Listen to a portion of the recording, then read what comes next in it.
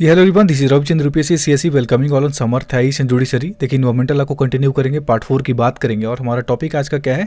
Fundamental principles of environment protection. पर्यावरण बचाव के अपने कुछ सिद्धांत हो सकते हैं, अपना कुछ आधार हो सकता है। जैसे honesty is the best policy is a kind of principle जिसके बेसिस पे आप अपनी जिंदगी जीते हो।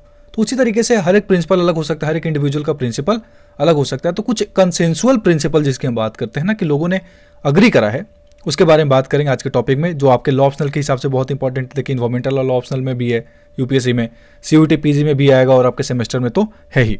ठीक है, तो प्लीज चैनल को लाइक करिए, सब्सक्राइब करिए, शेयर करिए। आप लोगों का सपोर्ट बहुत इंपॉर्टेंट है। अगर हम बात करें फंडामेंटल प्रिंसिपल, जो आज हमारा टॉपिक आखिर है क्या, सबसे पहले तो हमारे लिए यही इंपॉर्टेंट है। तो जब आप ध्यान से सोचोगे ना इसके बारे में, तो आप समझ जाओगे इन्वायरमेंटल प्रोटेक्शन के अपने कुछ fundamental principles. For example, I feel that basically why I am bound to do so. कहने का मतलब कि मैं इन्वायरमेंटल को इसलिए प्रोटेक्ट करूंगा because I feel that I am bound to protect the environment. That can change for you, that can be a different thing for you, that you are basically protecting the environment because you feel, है ना, कि आपको ऐसा लगता है कि that if you don't do this right now आपको कर्ज मिलेगा, you will not go to स्वर्ग। बहुत अलग अलग प्रिंसिपल्स हो सकते हैं दुनिया में। किसी को ऐसा लगता है कि हमने मतलब कर्ज है हमारे ऊपर, हमारे एंसेस्टर्स का, या हमारे फ्यूचर जो हमारे बच्चे होंगे, हमारे उनके बाद के बच्चे होंगे, तो उनका हमारे ऊपर क्या है, कर्ज है। ऐसा कुछ भी हो सकता है। So there can be fundamental principles और लॉट, केस बाई केस अलग हो सकता है। अगर आपको इन्वायरमेंटल प्रोटेक्शन के बारे में और जानना है तो मैंने पूरा एक्ट पढ़ा रखा है आपको, 1996 का एक्ट, आप जान सकते हो उसके बारे में।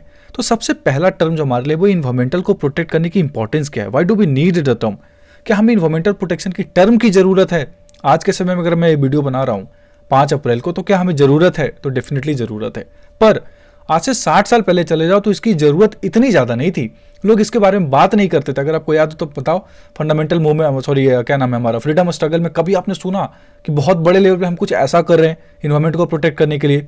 अमृता देवी का नाम याद आता है, खिजड़ी का, वो राजस्थान का। फिर उसके अलावा सुंदरलाल बहुगुणा जी का नाम याद आता है, चिपको मूवमेंट का नाम याद आता है। उसके पहले बताना कोई ऐसा जो आपको फंडामेंटल जो लगे कि नहीं यार एकदम बेसिक चीज था, कि लोगों ने इन्वायरमेंट को प्रोटेक्ट करने के लिए बात करी, कुछ प्रिंसिपल्स के ऊपर बात करा। 1972 में जब वो स्टॉकहोम कन्वेंशन हुआ था ना, उसके बाद से चीजें थोड़ी बदलनी स्टार्ट हो गई। बाद में इंडिया में भी एक्ट वगैरह बने। तो इन्वायरमेंटल प्रोटेक्शन की आज जरूरत है, तो डेफिनेटली हमारा आंसर क्या होगा? यस। कारण क्या है आप सब अच्छे से वाकिफ है, मुझे बताने की जरूरत नहीं है। सेकंड कहता है economic development versus environmental degradation. देखो, एक ऐसा टॉपिक है, एक ऐसा स्टेटमेंट जो मैंने अभी बोला, इकोनॉमिक डेवलपमेंट, मैंने पहले भी बोला है कि जहां भी होगा इन्वायरमेंटल डिग्रेडेशन होगा। 1% हो, आधा परसेंट हो, होगा जरूर, इतना श्योर है। कोई ये नहीं कह सकता कि that without environmental degradation there will be economic development, there will not be. कभी नहीं हो सकता, चांसेस ही नहीं है। क्योंकि everything that you feel that everything is a part of ecosystem, and सबका सब इकोसिस्टम का पार्ट है, तो मतलब वो इन्वायरमेंट का पार्ट है। तो कभी ना कभी जरूर आपको at the end of the day environmental को डिग्रेड करना ही पड़ेगा। थर्ड टर्म है हमारे, थर्ड इंपॉर्टेंट लाइन है, fundamental principle may be socially acceptable, may not be socially acceptable. Agree, ठीक है। Development without ecological concern is a short one, it lies way ahead of our imagination. ठीक है, आप आज बोल सकते हो कि देखो कोई जरूरत नहीं, अगर हम आज नहीं करते हैं इस चीज को बहुत ज्यादा हम सपोर्ट, मतलब मान लो कि आपको इकोलॉजिकल कंसर्न कोई बहुत बड़ी बात नहीं है, लेट इट भी, ठीक है, हो जाएगा। तो आज 2-4-10 घंटे की बात है, 2-4-10 महीने की बात है, इंपैक्ट आपको बाद में भी दिखेगा। बहुत शॉर्ट टर्म है, अगर आप इकोलॉजी को ध्यान में नहीं रखते तो इंपैक्ट बहुत जल्दी दिखेगा, इसका इंपैक्ट लंबा होगा। And concept of sustainable development, इन सब के बारे में बात करेंगे हम, ठीक है। तो देखो, फंडामेंटल प्रिंसिपल्स कुछ इन चीजों पर आधारित है जो मेरे हिसाब से, इसमें कुछ चीजें आपको कंसेंसुअल में मिल जाएंगी, कुछ चीजें जो मैंने ऐड करी, जैसे पोल्यूटर पेज प्रिंसिपल क्या होता है बताऊंगा, कंप्लीमेंट्री प्रिंसिपल क्या होता है ये भी आप जानते हो, कि 2-3 चीजें एक साथ चलती हैं ना, उसके बारे में नीचे लिखा हुआ है, that society, economy and ecology runs parallel to each other. Run होगा actually, run parallel to each other, ठीक है। इन्वायरमेंट बिलोंग्स टू ऑल, सबको पता है। Environment degradation impacts whole world, ये भी आप सब अच्छे से जानते हो। Environment protection is a shared responsibility of all, that can be moral responsibility and that can be social responsibility, ठीक है। That can be a responsibility that is given to, उसको बोलते हैं ना कि बाउंड हो आप, है ना, बाउंडेड रिस्पॉन्सिबिलिटी भी हो सकता है कि नहीं हो सकता, बताओ। उसके अलावा act today to sustain tomorrow, बिल्कुल सही बात है, अगर आज नहीं करोगे तो कल पछताना पड़ेगा, मतलब एक्ट तो आज करना ही पड़ेगा ना, एनवायरमेंट को प्रोटेक्ट तो करना ही पड़ेगा। प्रिकॉशनरी प्रिंसिपल क्या होता है, एंड पब्लिक ट्रस्ट डॉक्ट्रिन आपके सिलेबस में इंपॉर्टेंट चीज के बारे में बात करेंगे। चलिए, अब आपको अगर ध्यान हो तो सस्टेनेबल डेवलपमेंट की सबसे पहले हम बात कर लेते हैं, सस्टेनेबल डेवलपमेंट क्या होता है।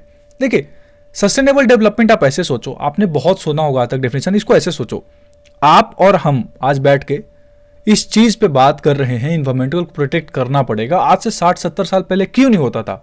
उसका बहुत बड़ा कारण ये था कि लोगों को कभी लगा ही नहीं था कि इन्वायरमेंट को इस तरीके से यूज करेगा कि महात्मा गांधी को यह भी कहना पड़ सकता है एक समय के बाद कि हमारे पास जीने के लिए सब कुछ है, पर हमारी लालचों को पूरा करने का जो होता है ना, ग्रीड को पूरा करने का कुछ नहीं है हमारे पास, हम नहीं कर सकते, हमारे पास ऐसा रिसोर्सेज ही नहीं है। ठीक है, हमारी आवश्यकताओं को पूरा करने के लिए हमारे पास सब कुछ है, अर्थ के पास सब कुछ है। तो आज से 200-400-500 साल पहले चले जाओ तो कभी लोगों को ये लगा ही नहीं था कि इन्वायरमेंट के साथ इतना बड़ा भी खिलवाड़ हो सकता है जितना आज हमें इस पे बात करना पड़ेगा।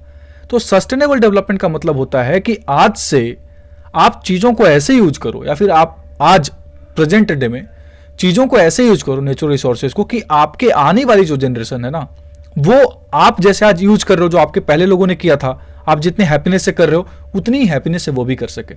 बात को बुझे? मान लो आप सारा इन्वायरमेंट को आज ही एकदम इस लेवल पे खत्म कर दो, डिस्ट्रॉय कर दो कि उनके लिए कुछ बचे ही ना, so they will definitely be in trouble में हो जाएगा, उनके लिए बहुत बुरा हो जाएगा लाइफ, वो सस्टेन ही नहीं कर पाएंगे। तो sustainable development is an approach to economic planning that attempts to foster economic growth while preserving the quality of environment for future generations. ठीक है, डिस्पाइट, देखिए बहुत पॉपुलैरिटी है, हमने पिछले 2-3 सालों में, मतलब 20-30 सालों में काफी ज्यादा फोकस कर रहे हैं सस्टेनेबल डेवलपमेंट पे। Still the world is not agreeing on that particular term, still the world is not acting in a very rapid manner. आज भी देखो कन्वेंशंस फेल पे फेल होते जा रहे हैं, कुछ नहीं हो रहा। For example, a forest that will provide a sustained yield of timber in perpetuity may not support native bird populations, and a mineral deposit that will eventually be exhausted may nevertheless support morally sustainable communities. अब देखो sustainability की जो बात करते हो ना, ये basically 1980s में काफ़ी ज़्यादा बढ़ा। ब्रडलैंड कमीशन एक आती है, रिपोर्ट आता है उसका, उसके बाद काफ़ी ज़्यादा ये सस्टेनेबिलिटी के ऊपर बात होनी स्टार्ट हो गई कि हमें सस्टेनेबिलिटी के ऊपर क्या करना पड़ेगा, फोकस करना पड़ेगा। 1992 के जो अर्थ समिट था, रियो समिट जिसको बोलते हैं, उसके बाद ये चीज़ काफ़ी बढ़ी। ठीक है, अभी मैं कुछ आपको दिखाऊंगा, आप बताओ ये चीज़ आप समझ रहे हो क्या है, जानते हो इसके बारे में? यूपीएससी वाले जानते होंगे। ये 17 आपके गोल्स हैं, एसडीजी बोलते हैं इसको, सस्टेनेबल डेवलपमेंट गोल 2015 में यूनाइटेड नेशंस ने इसको बनाया। मतलब लोगों ने अग्री किया इस चीज़ के ऊपर कि 2030 तक हम इन 17 जो गोल्स हैं ना, इसके अंदर 169 टारगेट्स हैं, इनको पूरा कर लेंगे। पहले मिलेनियम डेवलपमेंट गोल्स होता था, अब सस्टेनेबल डेवलपमेंट गोल है। तो सस्टेनेबिलिटी इन द सेंस कि अगर हम इन जो गोल्स हैं, इनके अंदर जो टारगेट्स, अगर इनको पूरा करते हैं तो आने वाले समय में जो हमारा फ्यूचर होगा वो बहुत सस्टेनेबल होगा। जो हमारे बाद के जो बच्चे होंगे उनके लिए जो वर्ल्ड होगा वो एक तरीके से लाइवेबल होगा, वो आराम से जी सकते हैं। जिसमें 17 जैसे no poverty, zero hunger, good health and wellbeing, quality education, gender equality, clean water and sanitation, affordable and clean energy, decent work, economic growth, industry, innovation, infrastructure, उसके बाद reduced inequalities, sustainable cities and communities, responsible consumption and production, climate action, life below water, life on land, partnership for the goals and peace, justice and institutions. ये जो मैंने mark करे ना 5, ये हमारे लिए क्लाइमेटिक हैं, ये जो हमारे टॉपिक के लिए इंपॉर्टेंट है। क्लाइमेट एक्शन मतलब आपको क्लाइमेट को प्रिजर्व करना पड़ेगा। लाइफ बिलो वाटर, पानी के नीचे की जो जिंदगी है ना, जिसको हम बोलते हैं, क्या बोलते हैं ना, ब्लू बोलते हैं उसको, क्या बोलते हैं, मतलब ब्लू इकोसिस्टम जिसको बोलते हैं ना, उसको बचाना पड़ेगा। लाइफ ऑन लैंड, धरती के ऊपर जो भी सारी चीज़ें आपके जो प्लेन सर्फेसेस पे जिसकी हम बात कर लें, वाटर सर्फेस को अलग छोड़ दिया जाए तो उसको बचाना पड़ेगा आपको। And clean water and sanitation, अगर ये सब आप करते हो तो आपका जो फ्यूचर है ना वो सस्टेनेबल होगा। तो इसके कुछ टारगेट्स हैं, ये बात आपको पता होना चाहिए। मैंने आपको बताया कि सस्टेनेबिलिटी की इंपॉर्टेंस कितनी है, उसको समझो। अब ये उसका हिस्ट्री है कि 2030 एजेंडा फॉर सस्टेनेबल डेवलपमेंट 2015 में जो दुनिया ने माना उसको पूरा करना है। 1992 में जो अर्थ समिट हुआ था, इसको आप पढ़ लेना पॉज करके, दैट्स नॉट एज इंपॉर्टेंट जो मैं आपको बताऊं। ठीक है, आप इसको पॉज करके पढ़ लेना, इसमें लिखा हुआ है कि कैसे कैसे हम सस्टेनेबिलिटी की तरफ अप्रोच किए हैं पिछले 25-30 सालों में। ठीक है, ये आप इसको पॉज करना, जरूर पढ़ना, आपको अच्छा लगेगा। एजेंडा 21 क्या होता है, 2021 मतलब 21वीं सदी में हमें किन की चीज़ों पे फोकस करना है, वो एजेंडा 21 में है। सब अर्थ समिट का ही पार्ट है, रियो समिट के बाद का ही आउटकम है सब। ठीक है, चलो ये इंपॉर्टेंट था जो मैंने आपको बता दिया, आप इसको जरूर रीड करना एक बार पॉज करके। अब फीचर्स की हम बात कर लें, फीचर्स ऑफ सस्टेनेबल डेवलपमेंट क्या होगा, कि अगर ये सब करते हो तो सस्टेनेबल डेवलपमेंट पे आप क्या कर रहे हो, फोकस कर रहे हो, मतलब सस्टेनेबल डेवलपमेंट की तरफ आप जा रहे हो। जैसे inter generational equity, inter generational equity अगर एक लाइन में आपको बताऊं तो क्या होता है, आपके पहले भी एक जनरेशन थी, आपके बाद भी जनरेशन आएगी, इन तीनों जनरेशन के बीच में इक्विटेबल डिस्ट्रीब्यूशन होना नेचुरल रिसोर्सेज का, is what the inter generational equity. ऐसा नहीं है कि आपके पहले जिन्होंने था उन्होंने आपके लिए कुछ छोड़ा नहीं, उन्होंने छोड़ा इसीलिए आप इतने अच्छे तरीके से सारी चीज़ों को क्या कर रहे हो, यूटिलाइज कर रहे हो। आपको एटलीस्ट उनसे एकदम खराब स्थिति में तो नहीं छोड़ के जाना दुनिया, बिकॉज टेक्नोलॉजिकली भी एडवांस हो चुके हैं आप। तो आपको अपने बाद के फ्यूचर जनरेशन के लिए भी एक तरीके से जो इक्विटेबल डिस्ट्रीब्यूशन नेचुरल रिसोर्सेज का वो पूरा करना पड़ेगा। आगे कहता है इंट्रा जनरेशनल इक्विटी, मतलब आज की जनरेशन में अगर हम बात करें, आज भी अगर आप ध्यान से देखो तो नेचुरल रिसोर्सेज जो हैं, या फिर आप इक्विटेबल डिस्ट्रीब्यूशन की बात करोगे रिसोर्सेज की, किसी भी रिसोर्सेज की, तो आज भी इक्विटेबल नहीं है वो। अफ्रीकन कॉन्टिनेंट को आप देखो ध्यान से, कहाँ है वो, डार्क कॉन्टिनेंट आज भी है। अब डेवलप्ड कंट्रीज को देखो, यूएसए को देखो, चाइना को देखो, है ना, यूरोपियन कॉन्टिनेंट को देखो, ऑस्ट्रेलिया देखो, ये सब कितने एडवांस हो चुके हैं, इन्होंने कितना ज़्यादा इंपैक्ट किया क्लाइमेट को। एंड वेयर आर वी, हम हैं कहाँ एक्चुअली, अगर आप सोचो इंडिया कहाँ है, स्मॉल डेवलपिंग नेशंस कहाँ, आइलैंड नेशंस को देखो ना, तुवालू है, मॉरिशस है, मालदीव है, इनकी स्थिति को समझो आप। तो आज भी इंट्रा जनरेशनल इक्विटेबल डिस्ट्रीब्यूशन भी हमारे लिए बहुत इंपॉर्टेंट है। अगर आप इसको पूरा करते हो तो ही आप सस्टेनेबल डेवलपमेंट की तरफ जा पाओगे।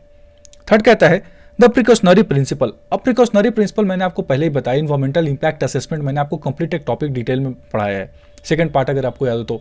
उसमें मैंने बोला कि ईआई आपके प्रिकॉशनरी प्रिंसिपल पे ही बेस्ड है, जो ये बताता है कि कुछ भी अगर आप करने जा रहे हो जो आपको पता है, मैंने पहले ही बोला है कि इकोनॉमिक डेवलपमेंट आप जरा सा भी करोगे तो इकोनॉमिक ना इन्वायरमेंटल डिग्रेडेशन होगा।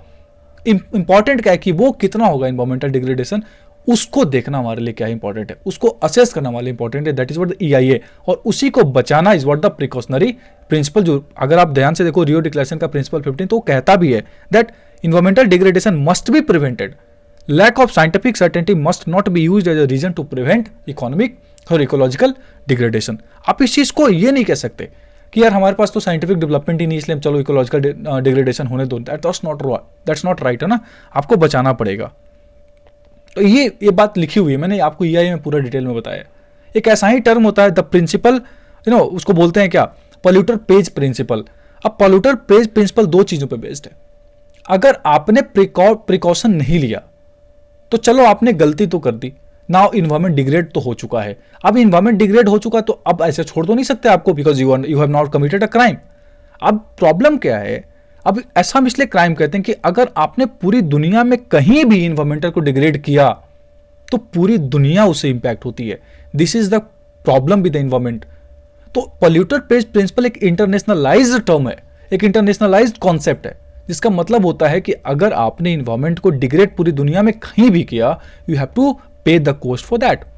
और सिर्फ ये नहीं कि आपने पैसे दे दिए या इकोनॉमिकली आपने सपोर्ट कर दिया इन्वायरमेंट, मतलब क्या लोगों को, या कंपनसेशन दे दिया आपने, नहीं, you have to restore that ecology जो आपने डिस्ट्रॉय करा। ये दो चीजों पे बेस्ड है बहुत ज्यादा, that you have to restore the environment that you have degraded, और at the same time you have to compensate for that as well.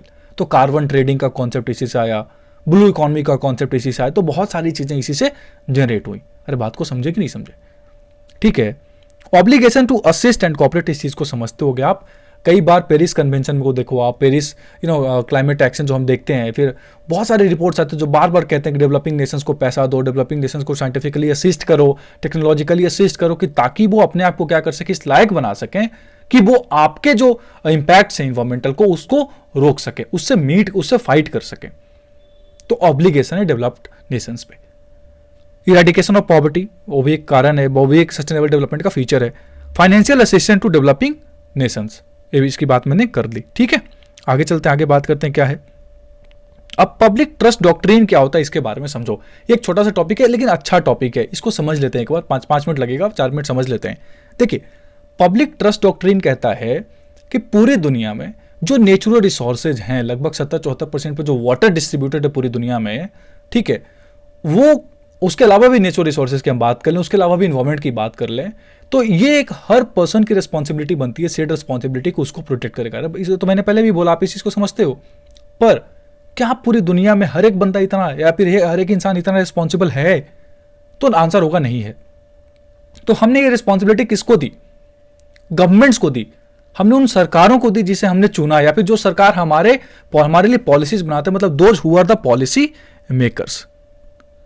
अब जो पॉलिसी मेकर्स है ना, हमने उनको रिस्पॉन्सिबिलिटी दी है कि जो हमारे नेचुरल रिसोर्सेज हैं उनको आप प्रोटेक्ट करोगे, बिकॉज हम सब प्रोटेक्ट कर पाए ये पॉसिबल नहीं, डिस्पाइट हम बहुत ट्राई करेंगे उसके बावजूद हम कर पाए ये पॉसिबिलिटी नहीं है। पर हाँ, आपकी रिस्पॉन्सिबिलिटी बनती है आपको करना, और यही पब्लिक ट्रस्ट जो है ना, जो हमने उनको दिया, उसको बोलते हैं public trust doctrine.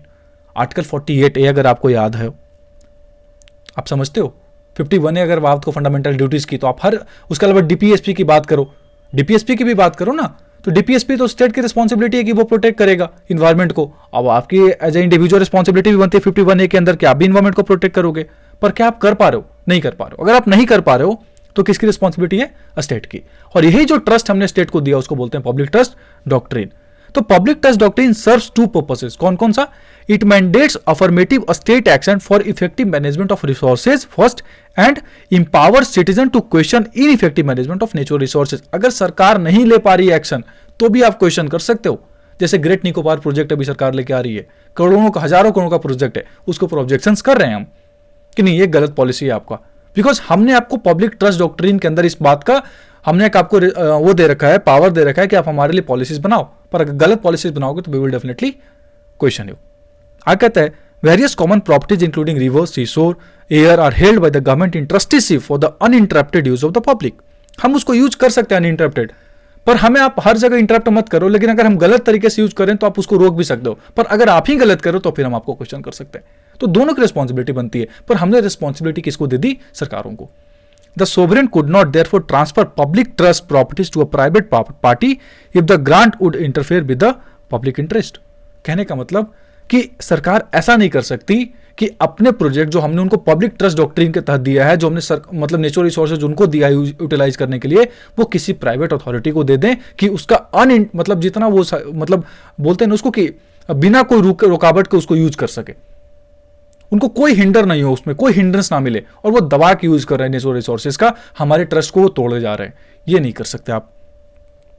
The Stockholm declaration of the United nation on human development evidences that this seminal proposition, मतलब क्या?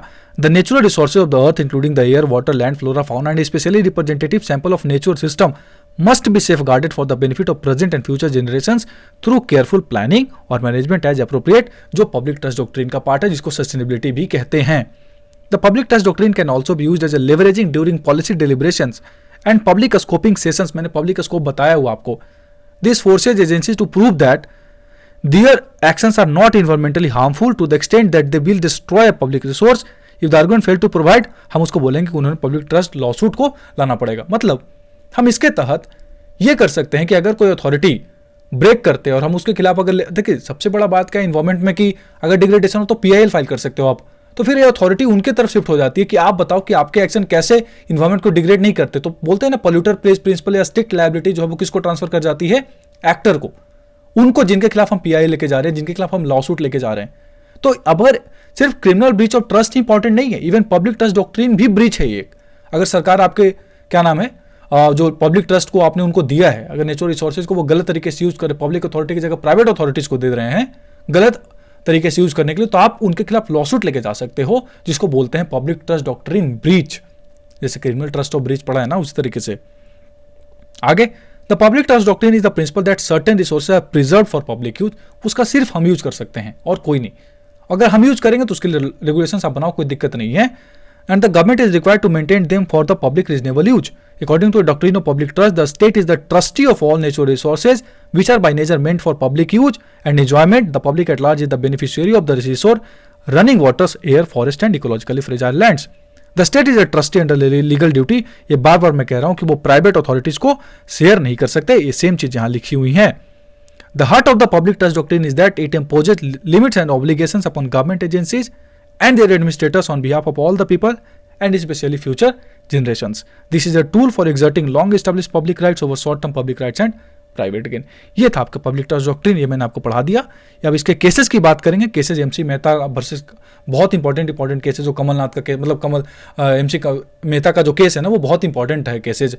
उसके अलावा बात करेंगे, उसके अलावा जो अब वेलफेयर एसोसिएशन की कुछ बातें, बहुत सारे केसेज हैं। Actually I forgot all the cases, बहुत सारे केसेज हैं जिनके बारे में बात कर सकते हैं इसमें, बहुत इंपॉर्टेंट केसेज हैं। ठीक है, तो पार्ट 5 में NGT की बात करेंगे, और इसके पहले आपको मैं केसेज बता दूंगा। केसेज का अलग प्लेलिस्ट बना हुआ है, आप वहाँ जाकर देख सकते हैं। चैनल को लाइक करें, सब्सक्राइब करें, शेयर करें। Thank you so much. Thank you.